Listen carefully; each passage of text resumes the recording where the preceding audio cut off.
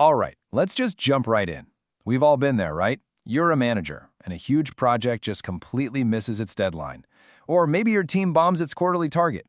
It's that sinking feeling in your stomach that every single leader knows and absolutely dreads. And in that moment, when the pressure's on, most of us have this gut reaction. We immediately ask one simple question. But it turns out that first instinct is, well, it's deeply flawed, and it sends us sprinting down completely the wrong path.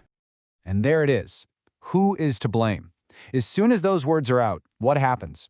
It kicks off this massive hunt for a guilty party. And instantly, you've got a culture of finger-pointing, of defensiveness. And the worst part?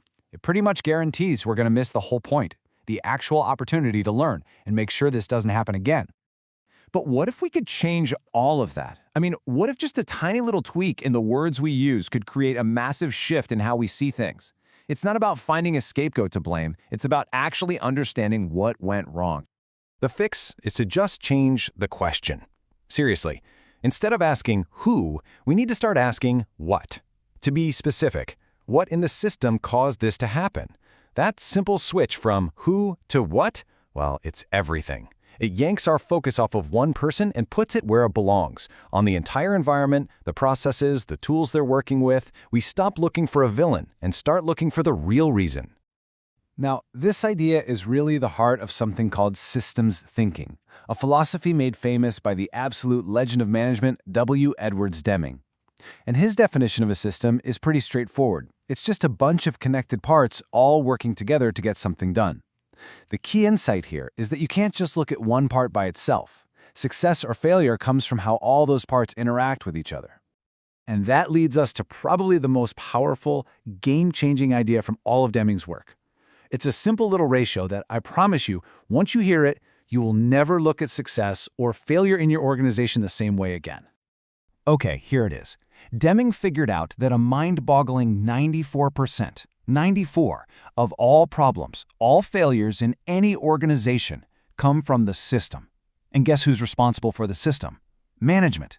That leaves a tiny little 6% that can actually be blamed on an individual worker or some other random one-off cause. I mean, just look at this. When you see it visually, it's kind of shocking, right? This massive difference reveals a huge blind spot in the way we usually manage people. Think about it. Traditional performance reviews. We pour almost all of our time and energy into that tiny 6% slice, the person. We spend months analyzing, debating, and stressing over the 6%, while pretty much ignoring the giant 94%, which is the one area where we could actually make a real difference. And this is Deming's most famous quote for a reason. It just nails the whole idea perfectly. You can have the best, most talented, most motivated person on the planet, but if you drop them into a broken system, the system is going to win every single time. But, being stuck in that blind spot, always chasing after that 6%, it's not just a waste of time. It's actively harmful. The fallout from this kind of thinking just ripples through the entire company. For starters, we get praise and blame completely wrong. We end up rewarding people who just got lucky and happen to be in a good system, and we punish people who are struggling inside a bad one. This absolutely crushes the motivation of your best employees, the ones who are really trying. But here's the real killer. It prevents the organization from ever learning anything. By pinning the blame on a person, we let ourselves off the hook. We never have to do the hard work of digging in and fixing the real root cause, which all but guarantees that the very same problems are just going to pop up again and again. Now, this might all sound pretty revolutionary, but the funny thing is, the entire history of how we manage people has actually been this slow, clumsy drift towards Deming's way of thinking. It's like we've been unconsciously stumbling toward this truth for decades without even realizing it. You can actually see it pretty clearly in how management trends have evolved. We started with stuff like forced ranking, which was peak individual blame, literally pitting people against each other. Then we moved to 360-degree feedback, which was a small step, right? It at least admitted that how we interact with our teammates and bosses actually matters. Then came things like management by objectives, which try to connect what a person does to the company's bigger goals, a clear nod to the system. And today, you see modern approaches like OKRs that are all about collaboration and transparency, moving us closer and closer to a real systems-first world. And make no mistake, this trend is not an accident. It's a direct response to how work gets done today. Modern methods like Agile are built on systems thinking. You simply cannot run a truly agile team if you're still using some old-school individual-focused performance review from the 90s. The two are completely incompatible. Seeing things this way isn't just a nice little HR philosophy. It's a critical operational upgrade you have to make to compete.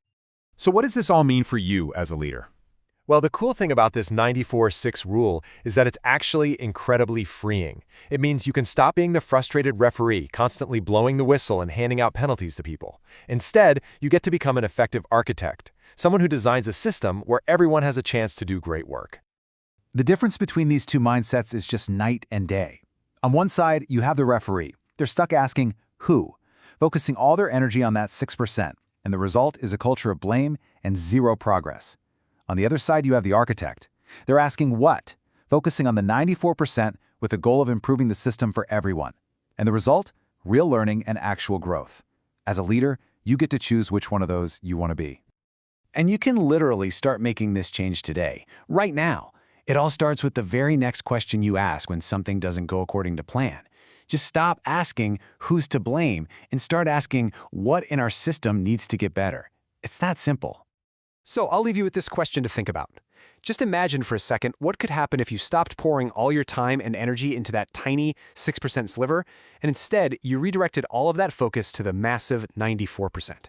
What kind of incredible untapped potential could you finally unlock in your team,